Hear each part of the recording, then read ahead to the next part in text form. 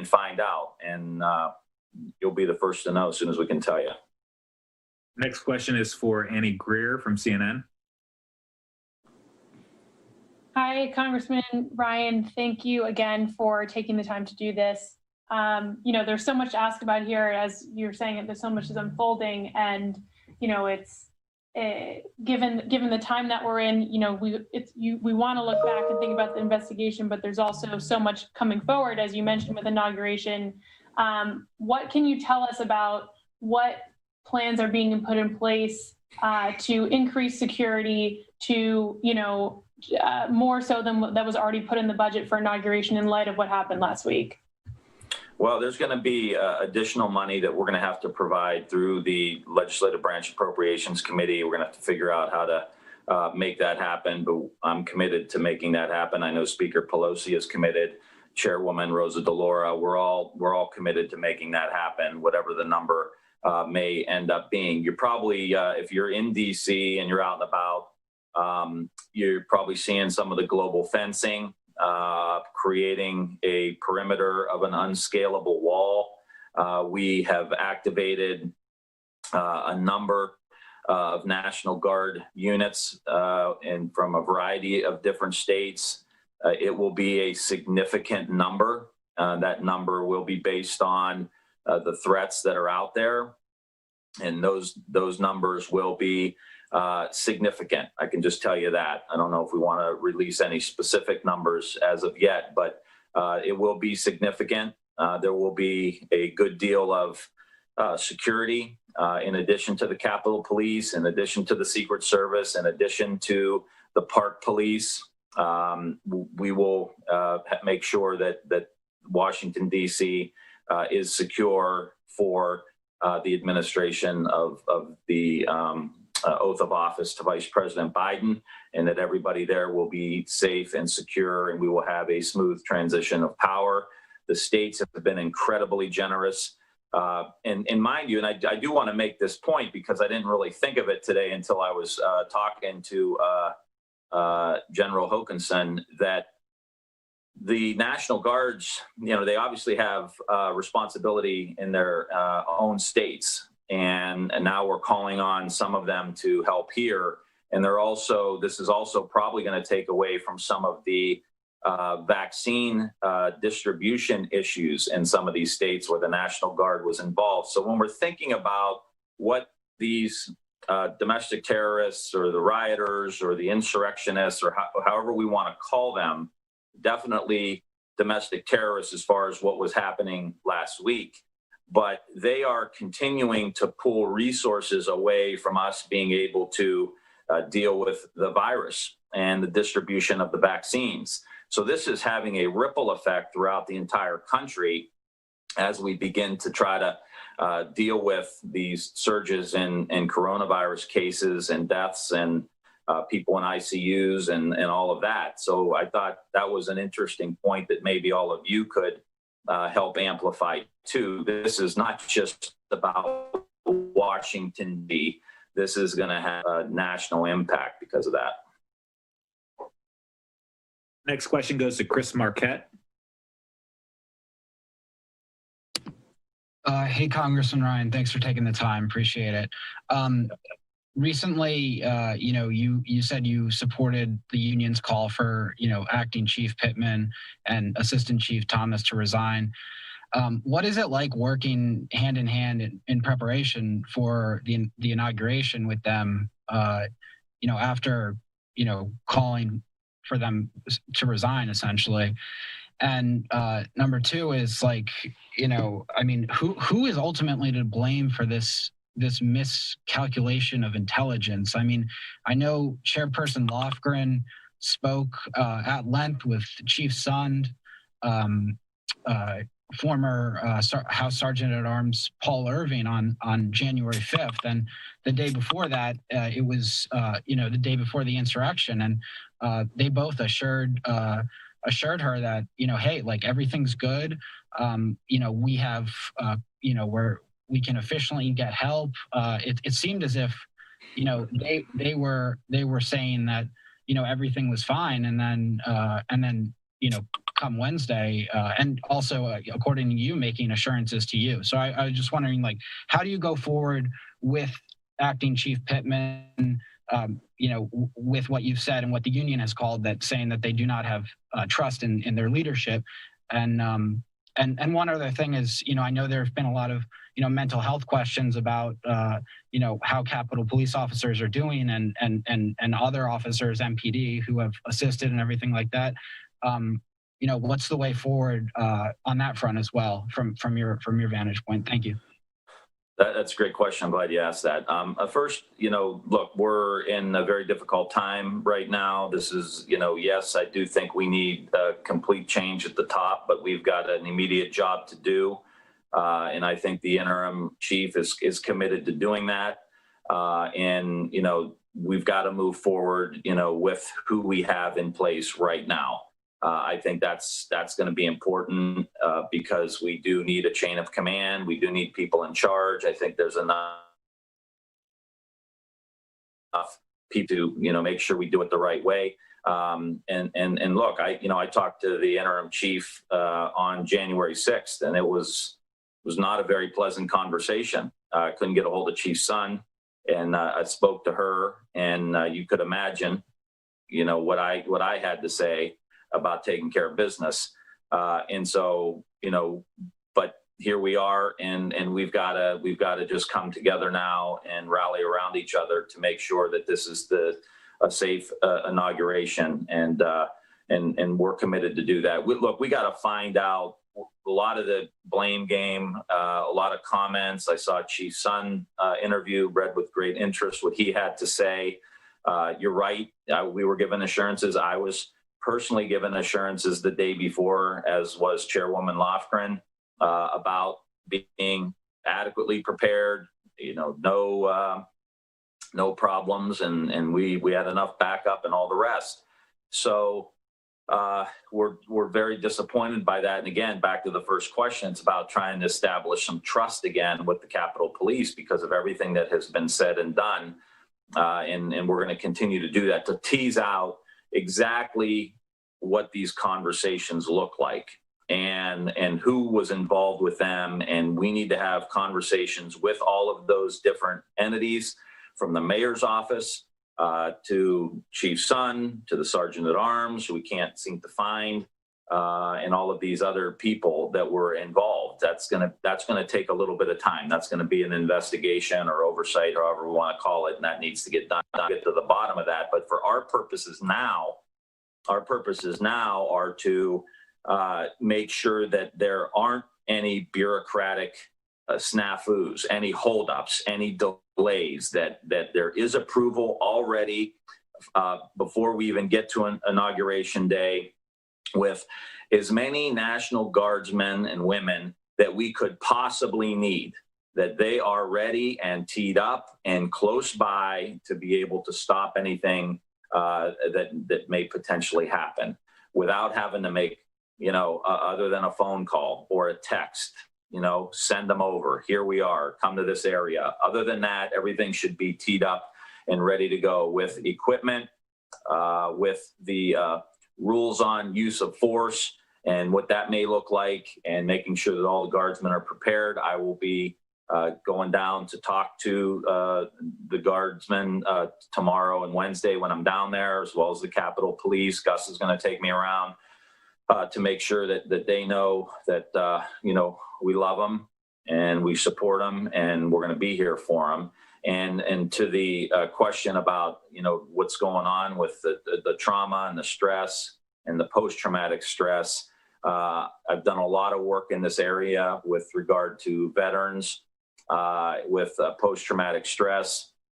We're pulling in a number of contacts that I've developed over the years to come in and both work with the Capitol Police, the Center for Mind Body Medicine in Washington, D.C. They've done work around the world in war zones. They've done work with police departments. They've done work with veterans around post-traumatic stress and dealing with trauma. They're going to be involved. They've already been connected to the department. We're also going to be working with the House Wellbeing Office, which we set up in the last couple of years.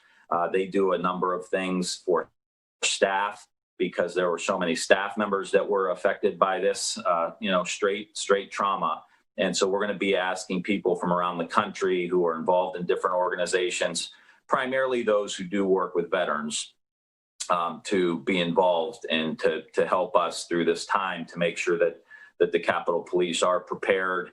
And we're trying to make sure that they're getting adequate rest. You got to prepare, but you also got to be rested in order to be prepared for what's coming. So it's a really delicate balancing act. But again, it's important for the American people to recognize the level of destruction that these folks are trying to administer to our republic and to law enforcement in particular, rank and file members who we all love and support, and now are being really put to the test because of what's going on here. The administration of the vaccines and all of these different things are being affected by this. So the American people should know that this is not an isolated incident. This is affecting real people. We have a suicide already with the Capitol Police, and we want to make sure that the rank and file members are safe. So I appreciate you asking that question, and we can keep you posted as to as these different organizations get engaged as to who they are and what they're doing. Next question goes to Ben Siegel from ABC.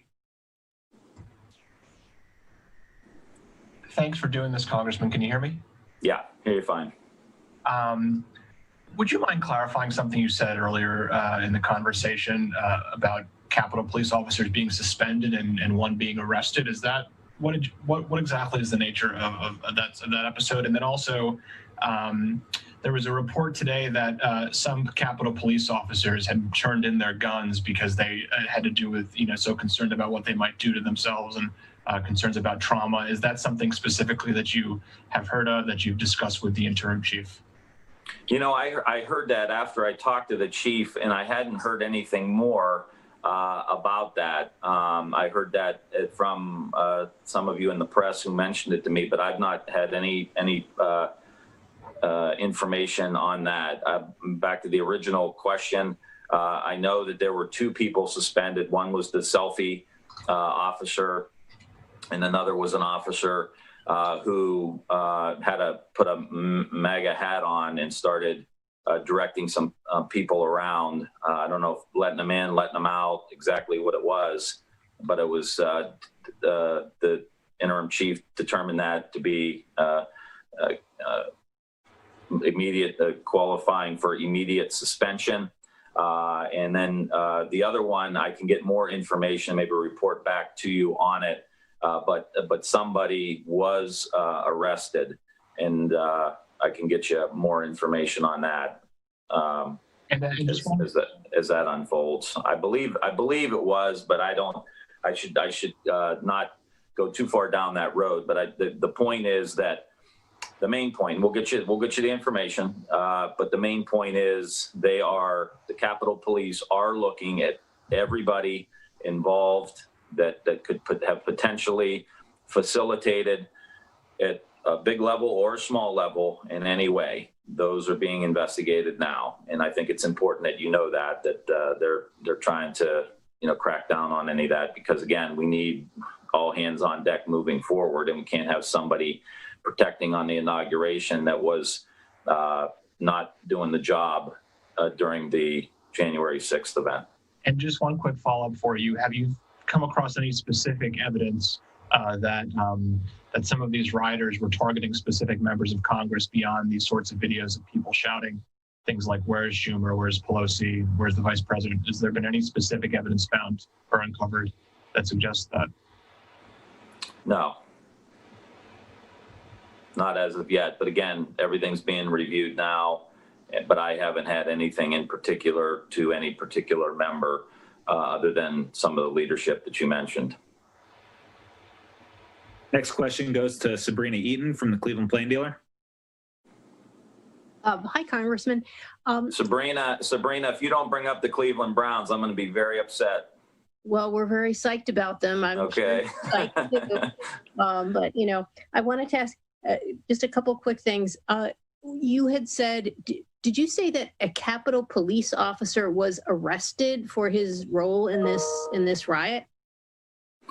I believe it was, but let me clarify and get that exact information for you, Sabrina. I believe that it was either a Capitol Police person or it was a National Guards person who worked for the Capitol Police as well. Let me get some clarification on that. That was actually when I told the chief, I said, you got to let the press know about this. So I should have done a little more due diligence before I jumped on here. So I apologize for that. But that was actually when she was telling me that was actually why I said, you need to make sure that the press understands what's going on here, because I think it's important that the American people know that you're cleaning house here and trying to take control. So we'll get the exact information and get it released to you. I thought they were going to get that out today at some point, and that's what I encouraged them to do.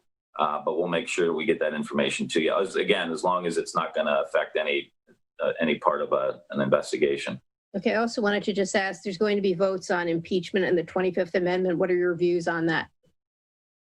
Well, my hope is that the unanimous consent issue today, with the 25th Amendment would have been able to be accepted, that we would have had Democrat and Republican support for Vice President Pence to begin the process of the 25th Amendment. I feel like that's the cleanest way for us to get rid of the president and to reduce the imminent harm that he can cause.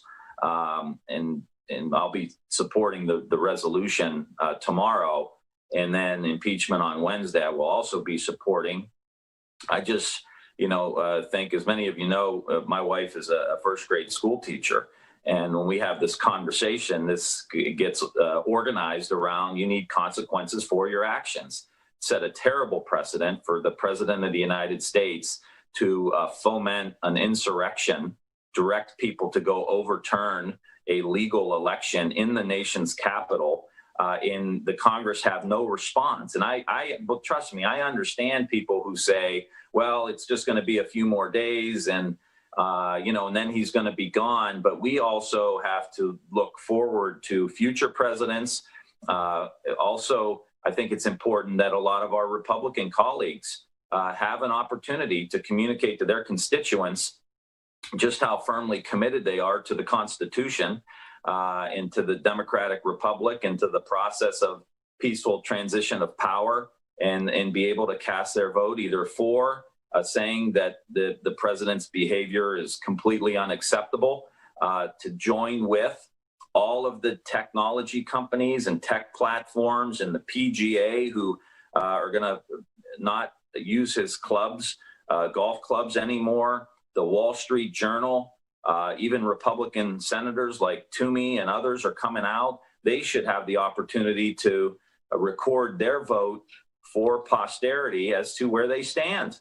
And I think that's important as well. But we've got to send the message that there are consequences. This is unacceptable behavior, and we want the president out because we can't trust that he would not do something that could threaten members of Congress, the vice president, anybody else, or the process of the peaceful transition of power. They should have the opportunity to do that, and they will. And we'll see where they stand. Thank you. We're going to Ryan Nobles from CNN next.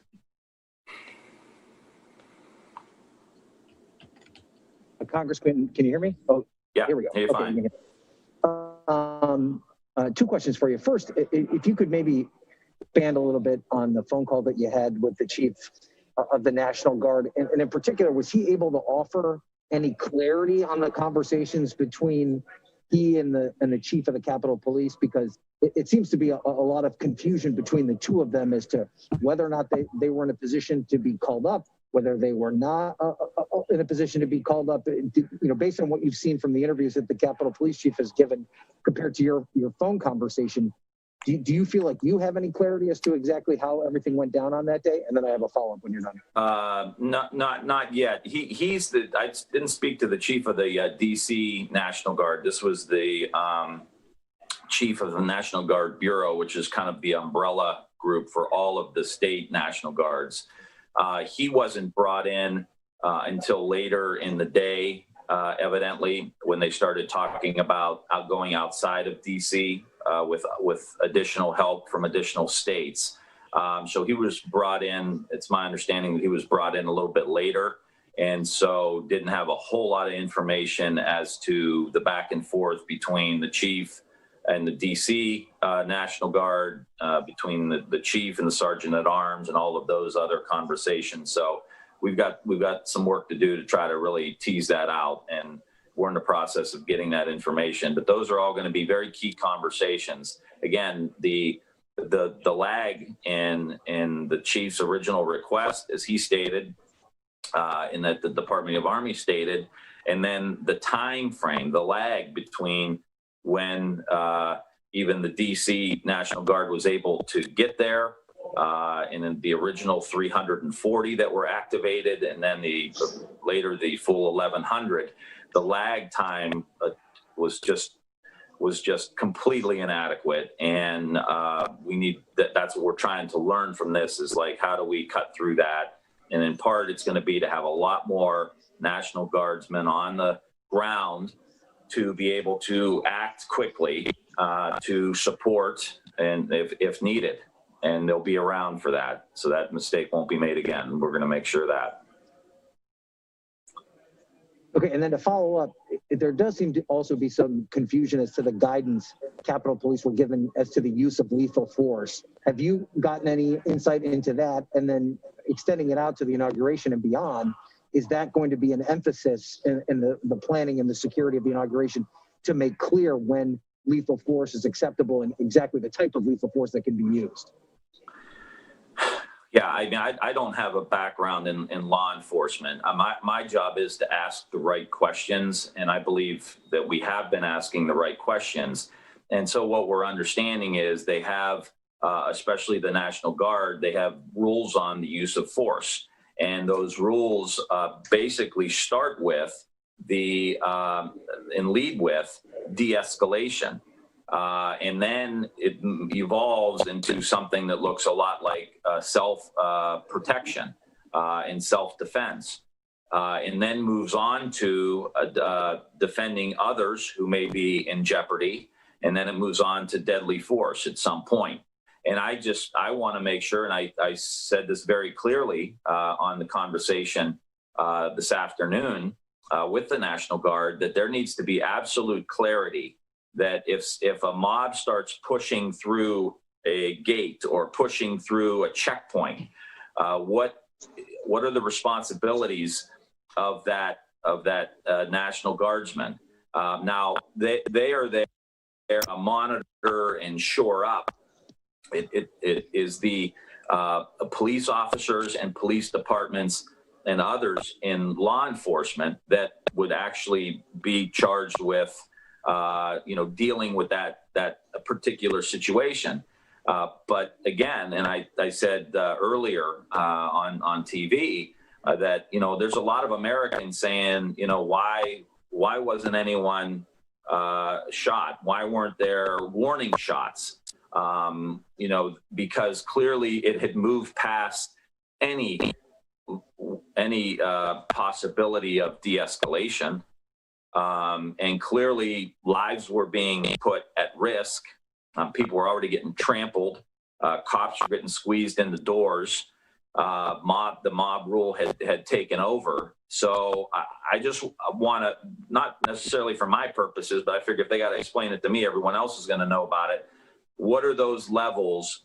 And we're not just talking about securing a building. We're talking about securing a building in which the electors and the elections are being certified. This is the machinery of our democracy that would be interrupted. And so does that aspect play into how they should respond? So it's not just a normal interaction where you can go through those rules of engagement or rules for the use of force, but there's an inauguration, and Vice President Biden has got to make his way to the White House at some point. Now, clearly there's not going to be a parade or anything this year, but I just want to make sure I'm asking all of those questions as well as you're asking those questions as well, and that we get real answers about them. So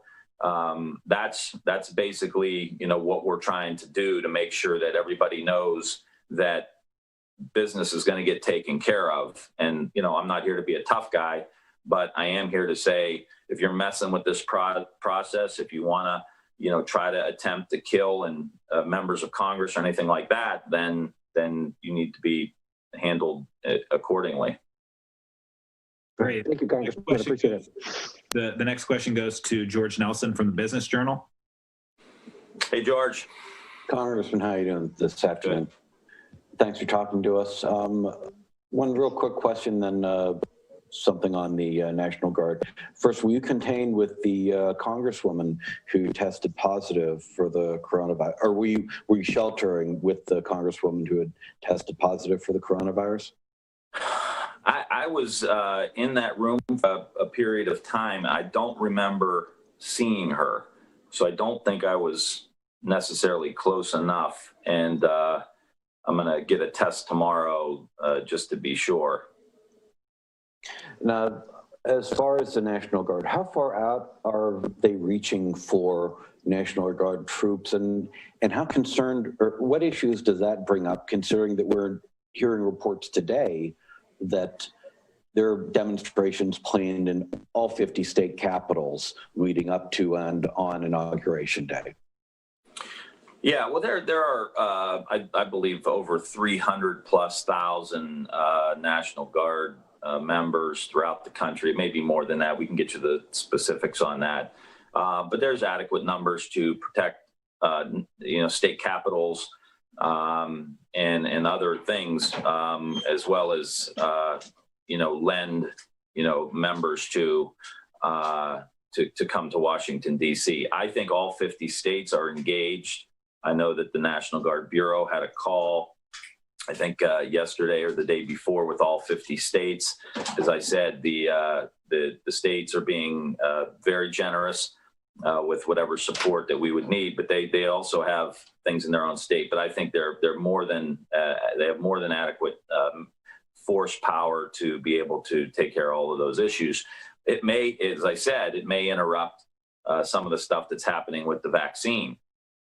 In the vaccine distribution. Every state's doing this differently, but in many states, the National Guard are involved in some capacity in trying to facilitate this. And from what I'm hearing, that may be affected a little bit. Next question's from Caitlin Emma from Politico. Hi, Congressman. Thank you so much for taking my question. I really appreciate it. Sure. Earlier, I know you said there is no evidence, you don't have any direct evidence of a quote unquote, inside job, and, 2 officers have been suspended. It sounds like 1 has possibly been arrested. That's a little unclear. My colleagues are hearing that as many as 15 incidences with Capitol Police officers are currently under investigation. Is that also what you're hearing? And do you have any idea of what the nature of those instances are? I mean, is it that they're helping the rioters in those cases, or is it maybe more general than that? Yeah, I have not heard. I have heard that there are a number of investigations about that, about 10 to 15, but have no clue as to the level of investigation that's going on. The most important part in this, for our purposes, I think here today, are to know that the interim chief is taking aggressive action within the department to find out if there was any facilitation or help. And that's important for everybody to know, because I think there are a lot of people that are worried about that, given some of the videos. And we have every right to ask those questions. No one needs to feel bad about asking those questions. And we need to get to the bottom of it. And I think that from what I can see, at least at this point, from the visibility I have right now, is that the chief and the heads, leaders, I guess, of the department are looking into that. Next question goes to Justin Dennis from Honing Matters. Hey, Congressman, thanks for taking the time to speak with us. Yep. You earlier mentioned transparency issues with the Capitol Police as part of your committee work. Is there anything looking back at your recent work that now you may have more context about what happened January 6th? And also, Do you know if authorities identified or been reviewing platforms where it appears others are planning more hostilities next week? Can you share anything you're learning from looking at where these posts are happening? Yeah, appreciate that. Nothing on the transparency issue, that I think we can't find out that we maybe would have known beforehand. Like I said, we've had multiple chair people of a variety of different committees talk to the chief, talk to the sergeant at arms, and we're just given assurances that didn't turn out to be accurate. So we were having communication with them. So to be determined, I guess, if we could have known something back then. Most of the issues around transparency with the Capitol Police have been on particular incidences that they had over the years that we were trying to institute some reforms that we were able to get through the House version of the bill that got stripped out by the Senate. And so we're going to continue to push some of those reforms. What was the second question?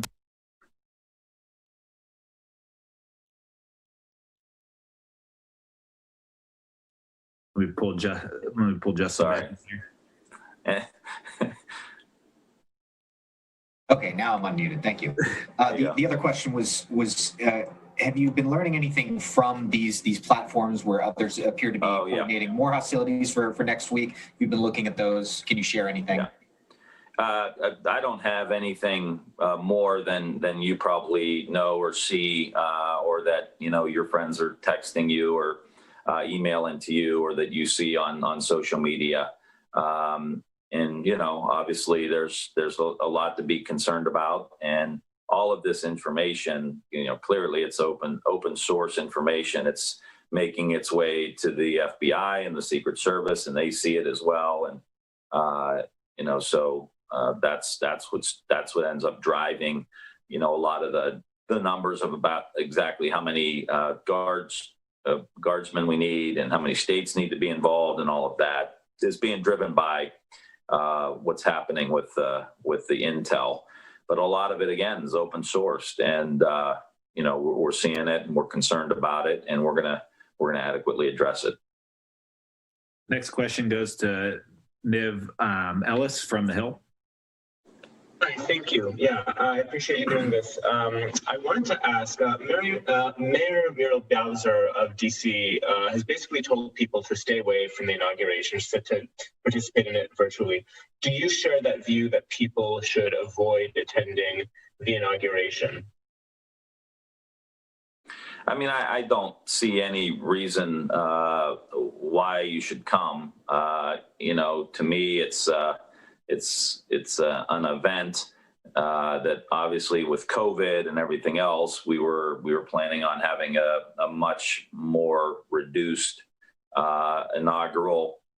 So just for that reason alone, I would recommend that people stay at home. But there's really, given all of the activity in the last week and all of the activity that seems to be planned for the coming days, I don't see any real reason to show up. And I think that it would provide law enforcement a clearer picture of who's there if the crowd numbers are reduced, provide for more clarity, reduction in confusion, for them to be able to have some visibility as to what they're dealing with. So I would certainly recommend staying home. And I know there's not a whole lot of tickets.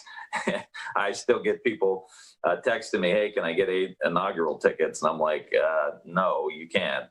There not going to be a lot of tickets, so there's not going to be a big crowd there at all. And I think we need to take the advice of the law enforcement, which I think is probably the same advice that the mayor's given. Next up, we have Danielle with WFMJ. Hi, Congressman Danielle Cotterman here. Hi, Danielle. Kind of two questions. First, you mentioned the need for and plans already being discussed to have a significant number of National Guardsmen at the inauguration. Now, just before this call, I happened to give the press person for Ohio's National Guard a call, and she said at this point, Ohio's National Guard had not been contacted to be involved in DC or even to provide any services at the state capitol.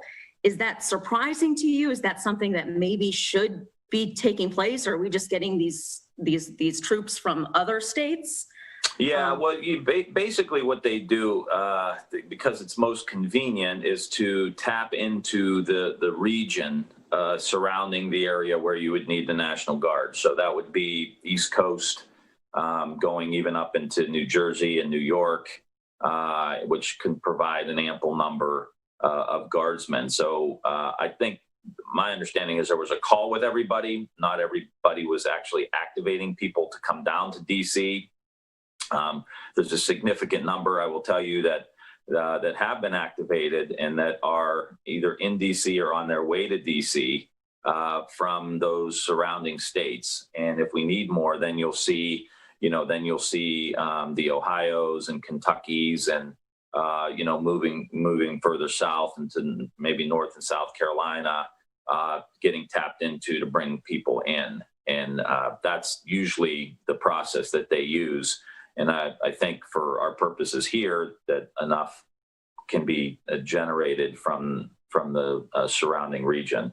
As far as the state goes, I mean, I don't know what the threats are or concerns are within the state, but that would be under the governor's jurisdiction, and he would need to make that call based on the intelligence that they're getting. Okay, thank you. And then just kind of the second question is just as we change administrations, any updates on the next step in stimulus and the student loan moratorium set to expire? Does that need to be extended? I believe from what I'm hearing that the vice president is going to extend the issue around student loans. We could also do that through legislation. Now with the Georgia Senate races put to bed, we will be able to generate another stimulus package, which would include that. I'm certain of it, and probably include some state and local money that is desperately needed by many of the states, and continue the process with the vaccine and the distribution and other public health needs around testing. I think those will be the building blocks. My hope as well is that we get into some hazard pay for some of these frontline workers that have been exhausted over the past few months, that we can pony up some money to say thank you for all the risk that you incurred over the past few months.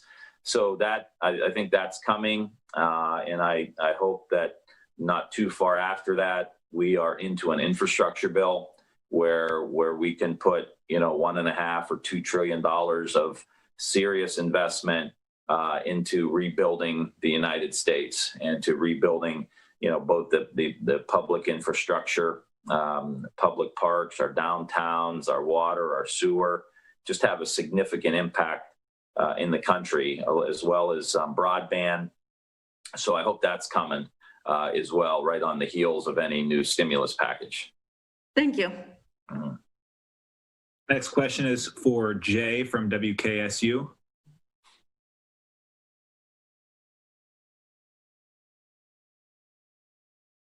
Jay? Jay?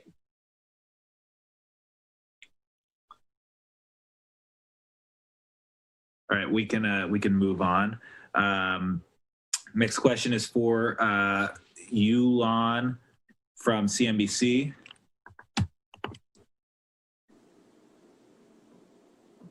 Hi, thanks so much for doing this, Congressman.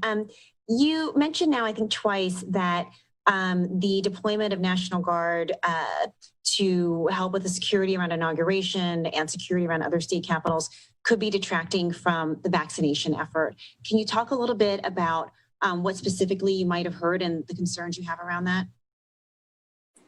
Yeah, it was just kind of mentioned in passing today, but basically the chief of the National Guard Bureau was articulating the roles and responsibilities of these men and women in the states that they serve, and that included vaccine distribution and also protecting, state assets as well, like state capitals. And so they were making sure that their, the homeland, the state security was taken care of, and then offering, in some instances, help and support for DC. Every state's different as to how they utilize the National Guard, but from what they were saying is that the vaccine issue would be affected by this. So that's just food for thought about the ripple effect happening, because of what we're dealing with in Washington. Next question goes to Beth Reinhart from the Washington Post.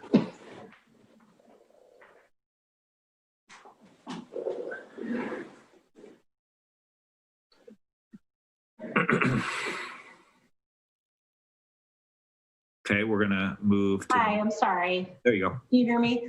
Okay, Congressman, can you address, thank you for, as others have said, for doing this, we really appreciate it. Can you address the congressional oversight of the Capitol Police? Has it been rigorous enough? Do members need to be asking tougher questions, insisting on more transparency, not just suggesting it? Yeah, 1,000%. The police, Capitol Police, is run by a board, and so the conversations now that myself and Zoe Lofgren and Rosa DeLaura and I think others are having are about really making sure that we're able to provide the level of oversight that we need for the Capitol Police, and those are ongoing discussions. I think any review that's going to be happening about January 6th is going to take into account a broader understanding around oversight and what needs to be done as we begin to build the force of the future. We do believe that we're going to have to make a lot of changes around, the structures of the buildings, the perimeters, the roles and responsibilities around the Capitol Police, and all of that is going to entail us having more oversight for them. And I think there's going to be agreement, bipartisan agreement on this, and that'll be a part of any future package. I can assure you that. Thank you so much. Mm-hmm. Next question goes to Emily Wilkins from Bloomberg Government.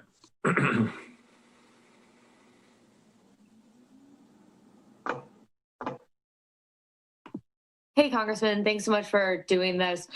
Just wanted to have a quick question. As a lot of the investigations by Congress get underway, is there any sort of particular timeline as to when various committees and panels and investigations need to wrap up by, and when clear action needs to be taken by? Well, the key, as I said, is how do we get through the inauguration? That's got to be key. That's got to be our focus now.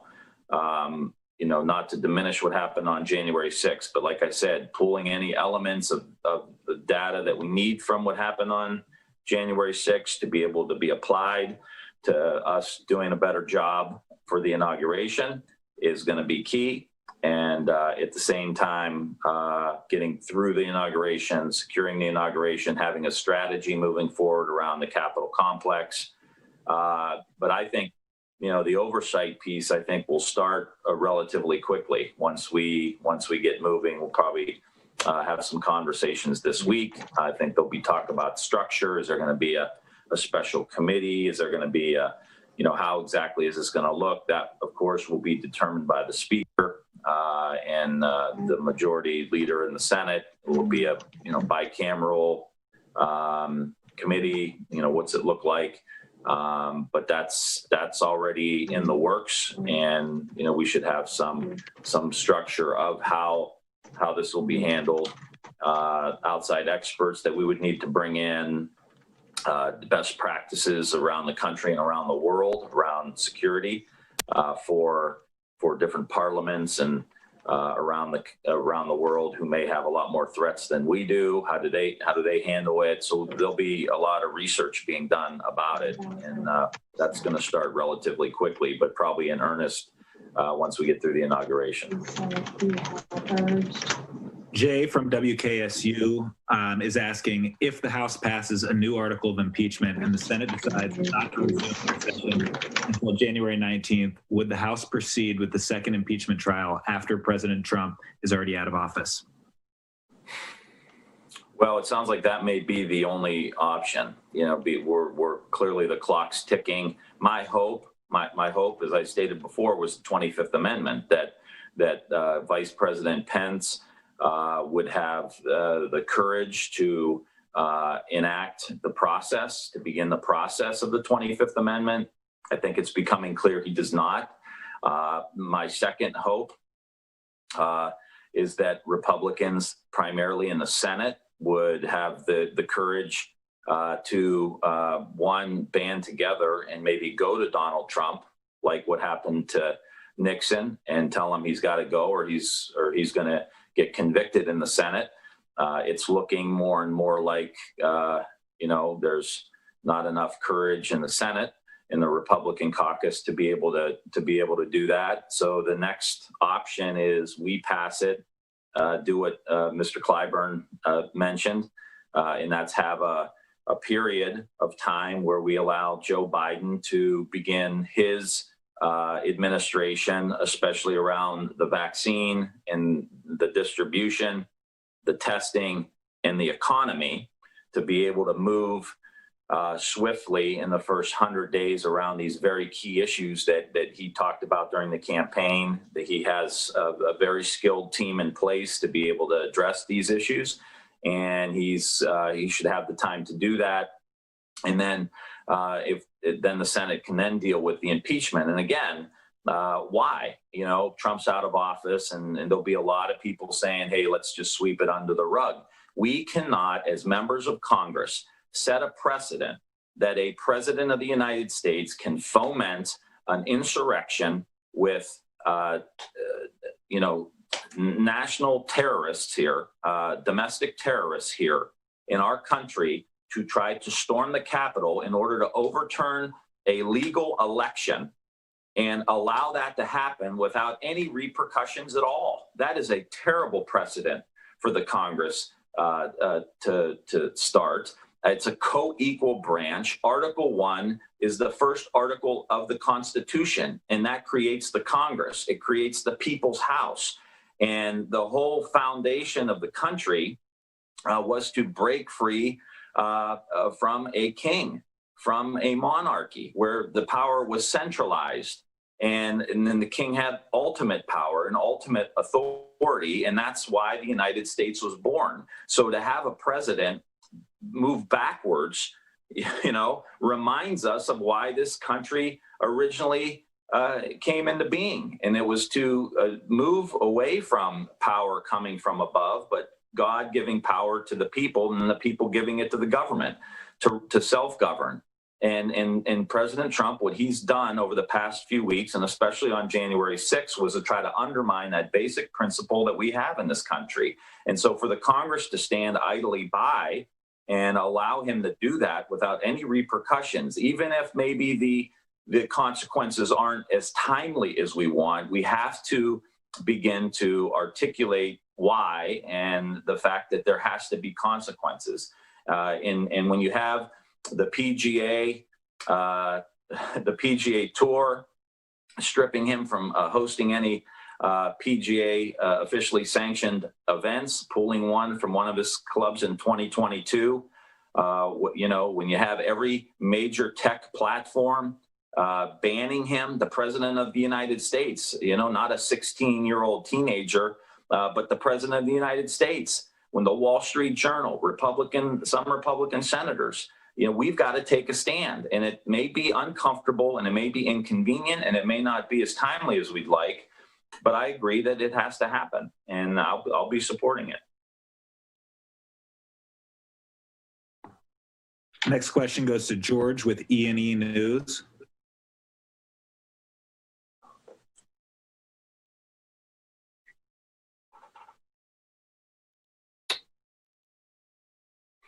Okay, we don't have him. Next goes to George Nelson. He has a follow-up. The hometown newspaper gets the follow-up. Go ahead, George. Hey, Congressman, I just want to get a comment from you regarding the reports that have just come out about the acting Homeland Security Secretary, Chad Wolf, stepping down. What impact does this have, especially given, again, we're now 9 days out from a major national security event? Yeah, I hadn't heard that if it just happened. You know, again, I don't know the reasons for it, but, you know, it wouldn't surprise me if he was maybe being asked to do something that he didn't want to do. That wouldn't be exactly a news flash coming from this administration. So I'd have to look more into it. But the Homeland Security is a big part of what's going to happen here in the coming days. You know, I'm sure that there'll be a level of cohesion and balance efforts between them and the other law enforcement agencies. So I'll have to look into it. But my hope is that that won't affect the planning. And if he was being asked to do some things that he didn't think were appropriate or right, then it may be even more beneficial that he steps aside and allows us to understand better what he was being asked to do. And maybe he can share that with the American people. We're going to go back to George with E&E News. Thanks, Congressman, for taking the time out to do this. We appreciate it. I wanted to ask you about the park police. Specifically, what role will your review take in looking at the park police? I asked because the park police had a major role in the Black Lives Matter protests in trying to quell them, but they didn't seem to have much of a presence on the mall and going up to the Capitol the other day. And I was wondering if that was a concern of yours or something you were going to look at. Yeah, I appreciate that. Yes, same here. I have the same question and questions that you have because the park police was brought up in that January 5th conversation that I had with the Sergeant at Arms and the Chief. I will check with Chairwoman Lofgren and others to see if they were also mentioned, but they were specifically mentioned in that conversation that I had that they would be available for backup. And, you know, we didn't see much involvement on January 6th. So we're going to have to look into that as well. And again, lots of questions and we're going to make sure we find all the answers. Great. Thank you. Great. That's all the time we have today. You can follow Congressman Tim Ryan at Rep Tim Ryan on Twitter for more updates. That's at Rep Tim Ryan. And I'm going to send out a recording of this to every reporter who's on the call. It'll go out to our list. Thank you, guys. Thank you.